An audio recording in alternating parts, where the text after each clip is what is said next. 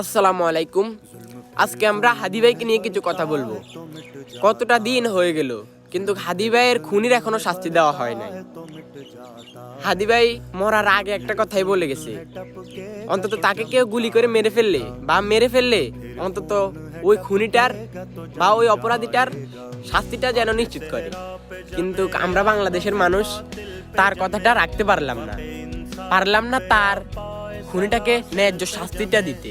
হে বাংলাদেশের মানুষ, আর কত প্রাণ গেলে তোমাদের চোখ খুলবে? আর কত প্রাণ গেলে তোমরা অন্তত গর্জে উঠবে? আর কত প্রাণ গেলে তোমরা ওই খুনির শাস্তির অন্তত ব্যবস্থা করবে? আর কত প্রাণ যাওয়া লাগবে? বাংলাদেশে সব সময় জ্ঞানী গুণী প্রতিবাদমুখী নেতাদেরকে মেরে ফেলা হয়। যেই প্রতিবাদ করতে যায়, যেই অন্যায়ের বিরুদ্ধে রুখে দাঁড়ায়, তাকে কোনো না কোনো ভাবে মেরে ফেলা হয়। আর তোমাদেরকে একটা কথাই বলবো, তোমরা একটা হাদিকে মেরেছ, এবার ইনশাআল্লাহ লক্ষ হাদি উঠে দাঁড়াবে। আমরা হাদি ভাইয়ের হত্যার বিচার করেই ছাড়বো ইনশাআল্লাহ। বাংলাদেশের সকল মানুষকে একটা কথা বলতে চাই, হাদি ভাইয়ের হত্যাকারীর বিচারটা করে নিও। না হয় আজ হাদি মরছে, কাল তুমি মরবে।